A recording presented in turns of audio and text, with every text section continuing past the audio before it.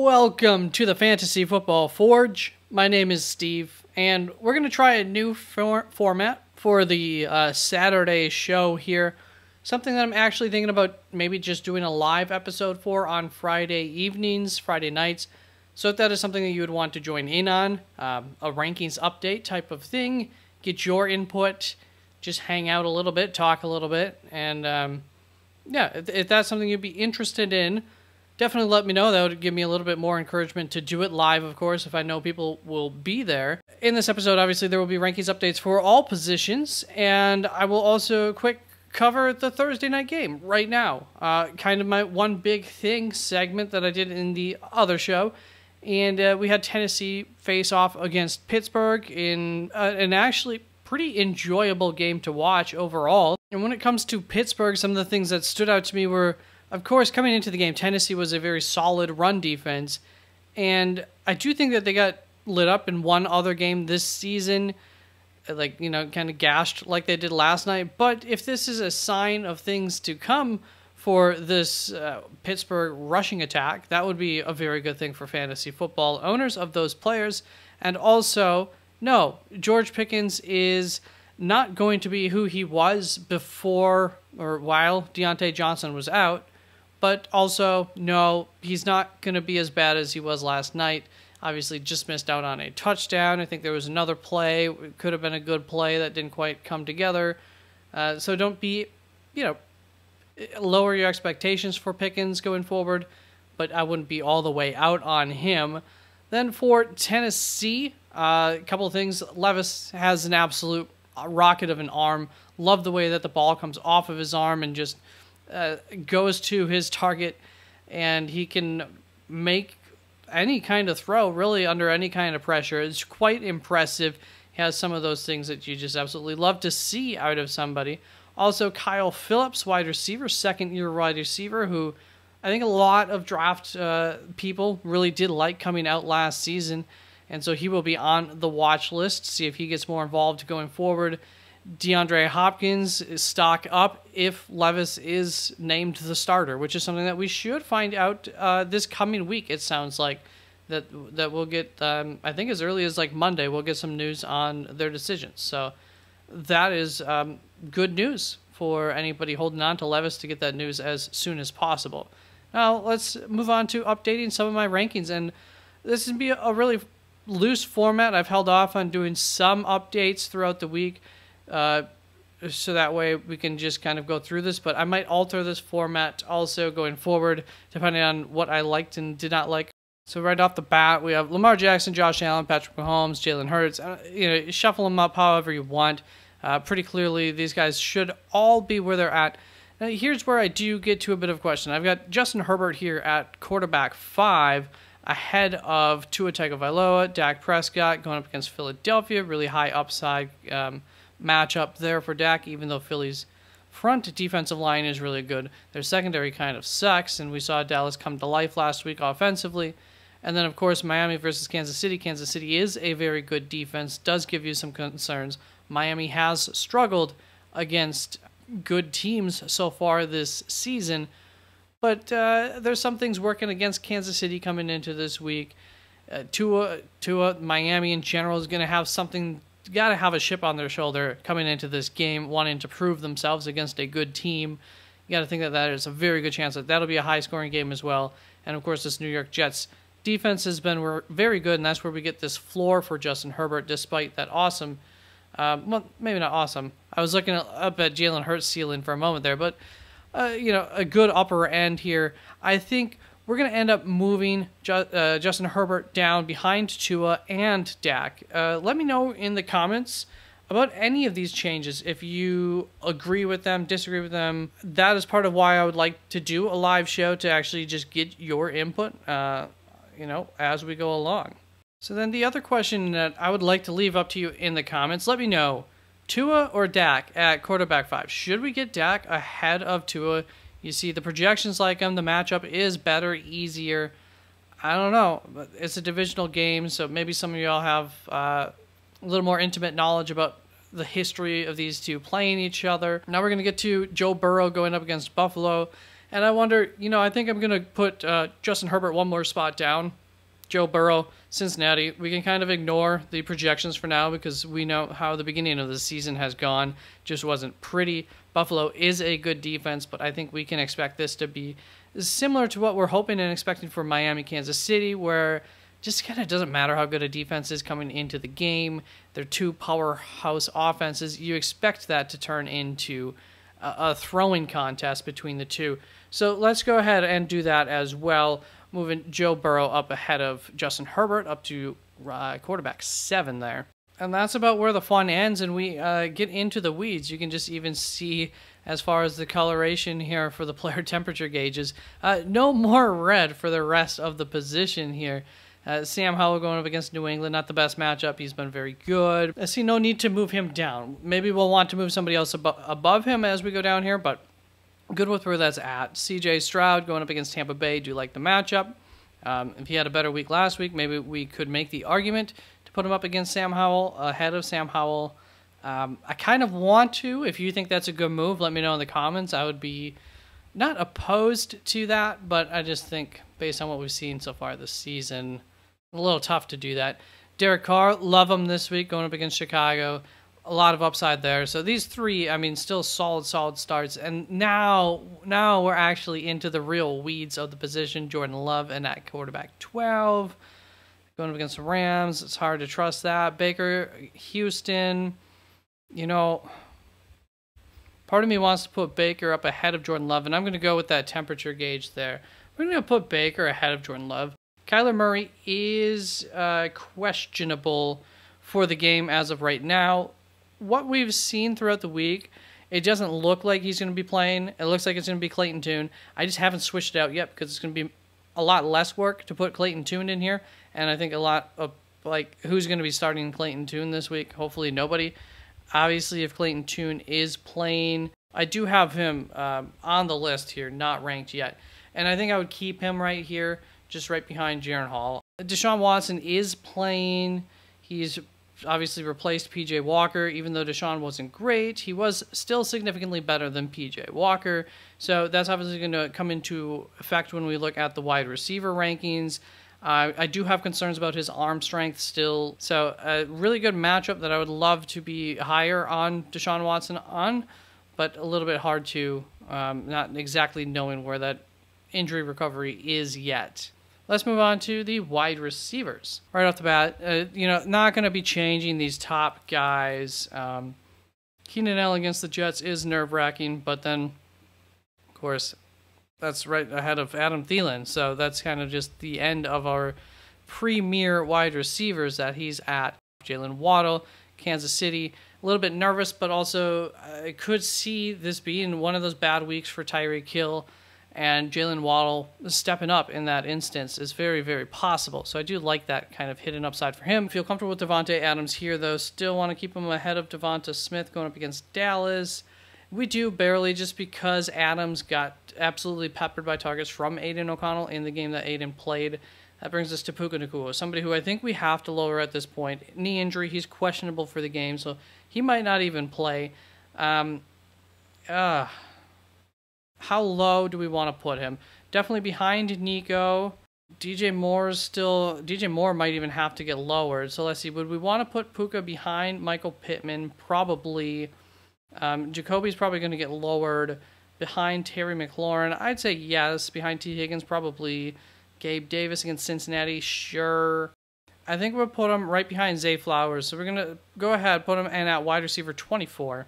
So we were at Nico Collins. We're going to keep that there for Tampa Bay. I can't quite get him over Devonta Smith. DK Metcalf's probably fine. He's questionable going up against Baltimore. Don't love the matchup, but hope for the best there. And then we get to a guy I just said we probably need to move DJ Moore down. He's been pretty bad going up against a really, really good New Orleans defense along the perimeters, cornerbacks-wise. And he's been bad with Tyson Bagent in, who's going to be the quarterback again. So how low do we get him? I think I would rather play Puka. With Amari Cooper getting Deshaun Watson back, I would still rather play him. I think we're going to put him right behind Brandon Cooks, actually. I'm pretty high up on Brandon Cooks. If you think I'm going way too low on him, that's what the comments are for. Let me know. But his numbers have been terrible. I'll tell you that much.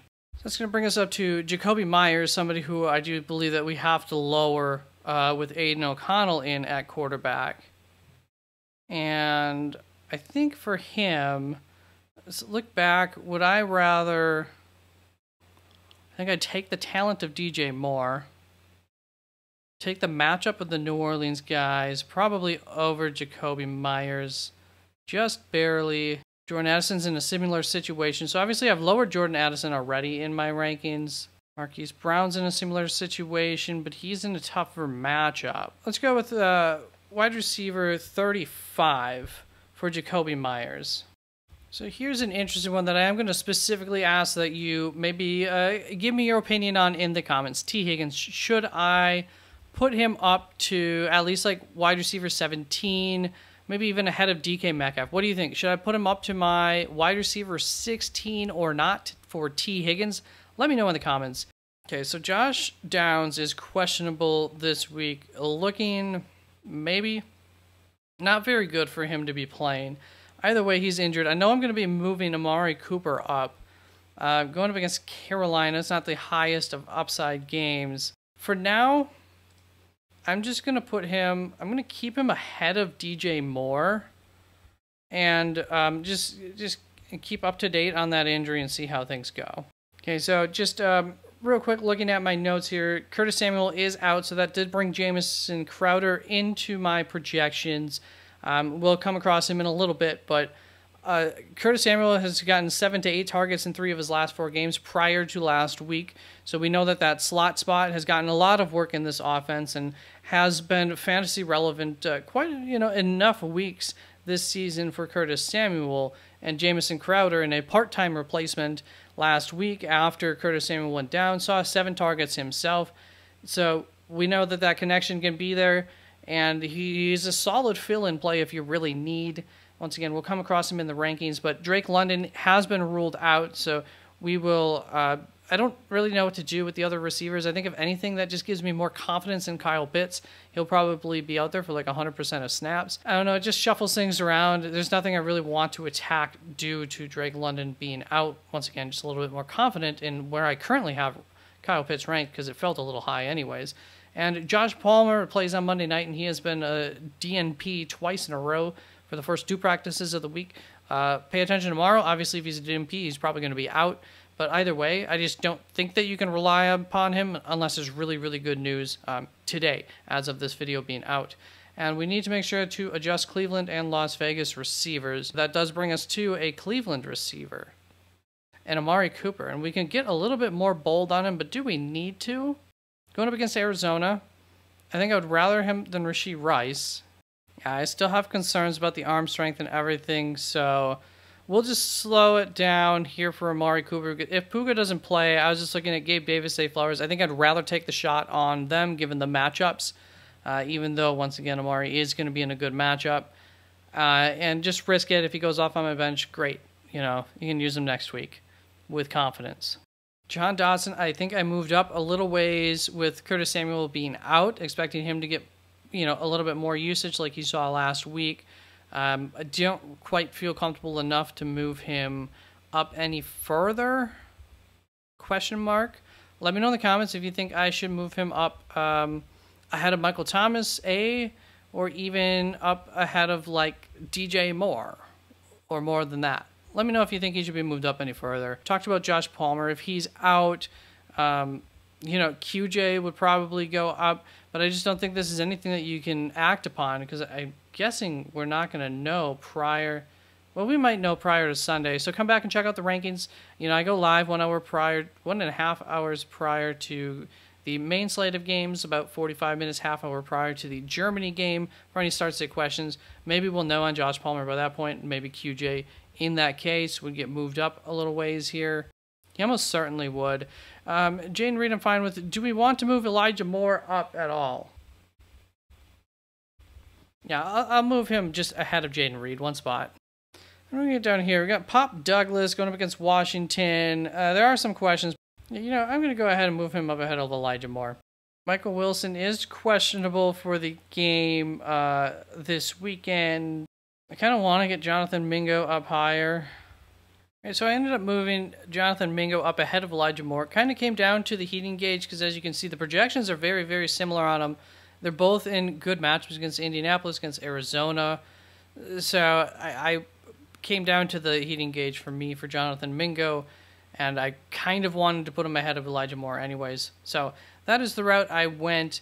Talking about QJ, we'll figure that out. Khalil Shakir, would love to have more trust in him, but just don't know if that was a flash in the pan yet or not. After that, we're just kind of like, here's where I have Jamison Crowder. I do want to get him up, I know, ahead of Marquez Valdes-Scantling at the very least. And looking at Khalil Shakir, I feel more confident that in the role that Jamison Crowder will be coming into. I think you get targeted more than Alan Lazard. Even though that's a good matchup, I will take that floor. So I'm looking all the way up to 39, and I do like the upside a little bit more for Tyler Boyd. Brings it to Pop Douglas, and I do feel still a little bit more comfortable with Jamison Crowder. I'm going to keep Josh Palmer just kind of sitting right there and comfortable. I'm not going to mess with that. So we're going to go up ahead of Pop Douglas there at wide receiver 41 for Jamison Crowder. And then I'm just going to scan the rest of these wide receivers, make sure there's nothing big that I want to move up.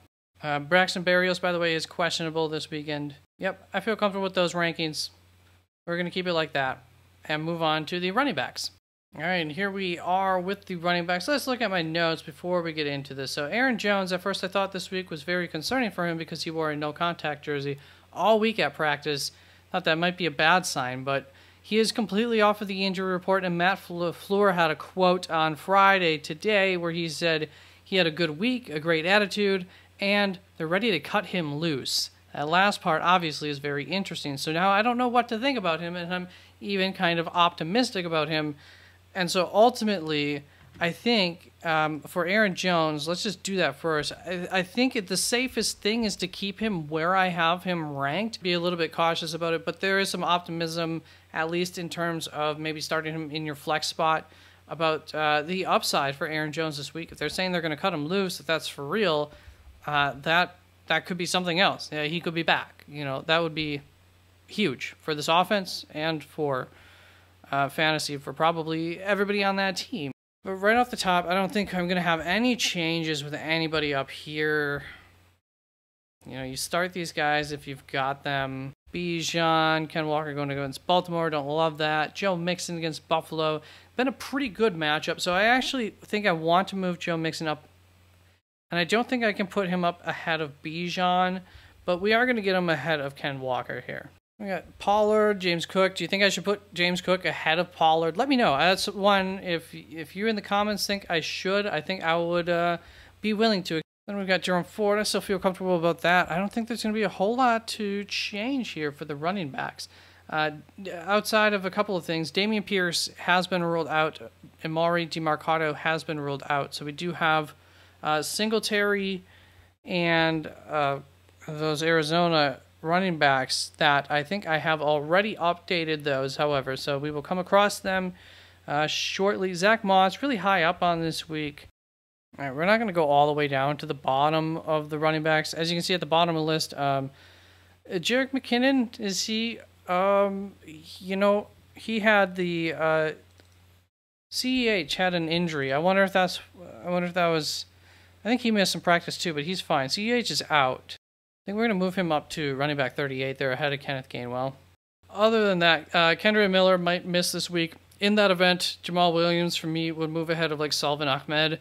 I'd probably still, let's see, he's going up against Chicago. Up ahead of Rico Dowdle. I would still play Damian Williams in hopes that I'm not sure about, with Emari Demercado being out, might as well cover that.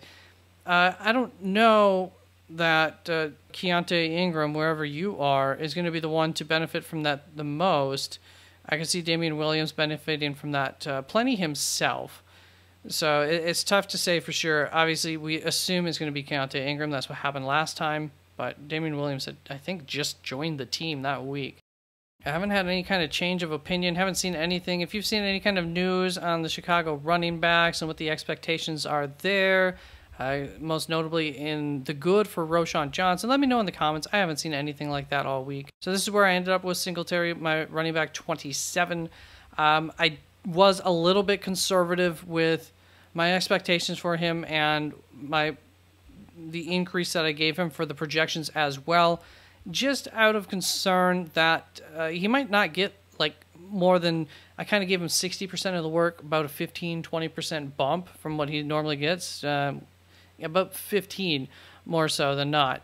They have a name that I can't think of right now, right behind him on the depth chart, that I could see them coming in, getting 30-35% of the work at least, if not just maybe taking the Dameon Pierce role and Devin Singletary still being in like a 50-50 split kind of situation. Very possible. So I'm a little bit conservative on that, but he is a possible start. I just have him at the back end of the starters, essentially. Yeah, I think that's going to be it for the running backs, and the tight ends should be really simple. So if you see anything that you think should be switched up, you can always let me know in the comments. I'm sorry, I know the centering gets a little bit off with some of these charts that are a little bit smaller. You know, deal with it. All right, so Travis Kelce, we're going to keep him there, of course. Mark Andrews. So here's where, okay, Goddard against Dallas. Like, it's one of the areas of the field you can attack. I'm fine there. But I think we are going to move Dalton Kincaid over TJ Hawkinson. A lot more upside. I like the quarterback situation, of course. Much, much better. More known situation overall there. So we're going to make that move easily. It's tough. It's tough. If you had Dalton Kincaid and Dallas Goedert, it's possible that you can have them both. Honestly, I think I would play Dalton Kincaid and go for it. I'm going to do it. After that, like I said, for Kyle Pitts, I felt like maybe I had him a little bit high, but with Drake London missing the game, I do feel better about him here. And I forgot, we have the DFS lineup to do as well in this episode. I do want to do one change right here. And that was to get David Njoku. Like last week I said about David, he gets targeted by whichever quarterback. And there's a chance that Deshaun Watson still does have a slightly weakened arm, and that would only be better for him to just want to target the tight end, a lot easier of a throw. So I'm going to put David Njoku over Dalton Schultz, who's been, he's been up and he's been down, he's been yes and he's been no. He's been very much unreliable. I'm usually pretty comfortable with my tight end rankings, usually pretty comfortable with my quarterback rankings. After I finish them the first time, just little updates to them. So let's move on to my DFS lineup of the week. And actually, we can quick recap. How did I do last week? It was a good lineup. I know that. It was a good lineup last week. Let's just save ourselves the trouble. It looks like we're going to need to make some movements on the screen here. All right, there we go. I'm going to start off with my running backs. I said Jonathan Taylor and Breece Hall were a good price this week. So let's start off there and get those two right into the lineup. Doesn't look like Breece Hall is available in the main slate. So I'm still high up on a couple of the wide receiver names that I gave you, Brandon Cooks and Nico Collins. So instead we'll just hop there. We'll throw those two down. And then we'll get our tight end and our DST done with and see where we're at cash-wise. So I was looking at Jake Ferguson here at 4K. But I already have Brandon Cooks. I don't want to double down on that too much. I do like Logan Thomas down here. It is full PPR. Let's just go that route. Save a little cash. We're up to about 6K average remaining salary. We can get that a little bit higher. That'll be good. That'll be enough.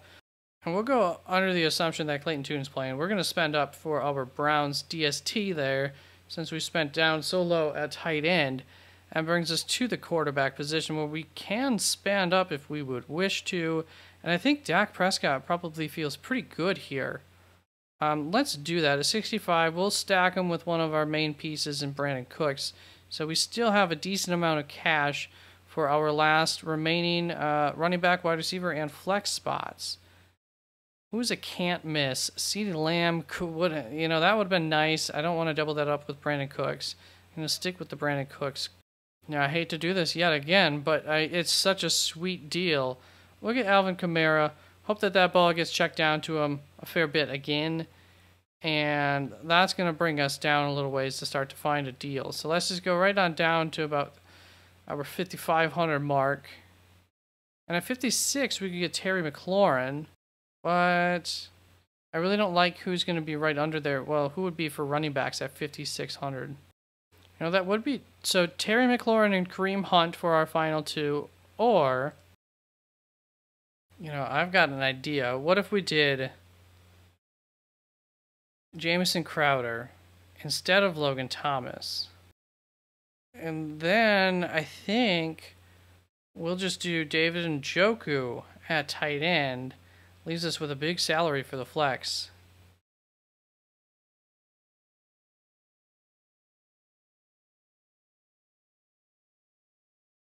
I feel more comfortable if I could get Adam Thielen.